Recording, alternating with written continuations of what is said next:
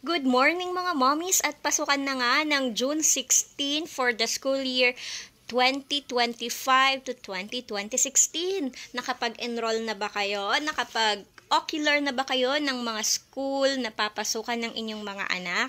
Ako, meron akong incoming grade 2 at taran! Nakapag-enroll na kami, praise God, at binigyan na kami ng listahan ng mga kailangan sa school. So, they'll be using 8 books and ang kanilang writing notebook ay 3 lang. And then, nakalista na din yung art kit at ang kanilang hygiene kit.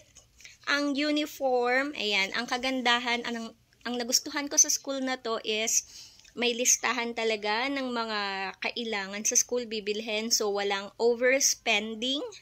Ayan, dahil 3 lang ang notebook, so sobrang nakamura tayo. Pero bawi naman tayo dun sa books kasi 8. Ayan, at naayos ko na nga ang art kit ng aking anak. So, hindi na ako ulit bumili ng plastic envelope with handle kung ano yung ginamit niya nung grade 1. Actually, nung kinder pa siya to. Ito pa rin ang gamit namin. Tapos, bumili na lang ako ulit ng colored paper. And pagdating naman dito sa kanyang other materials, ayan, colored pencil. Tapos, itong kanyang pencil case, reuse lang to. Ito ay kanyang pencil case pa nung kinder. Di naman kailangan bumili ng bago. So, ayan. Etong kanyang pantasa, kinder pa to. Ito naman, scissor is mula nung grade 1 pa siya.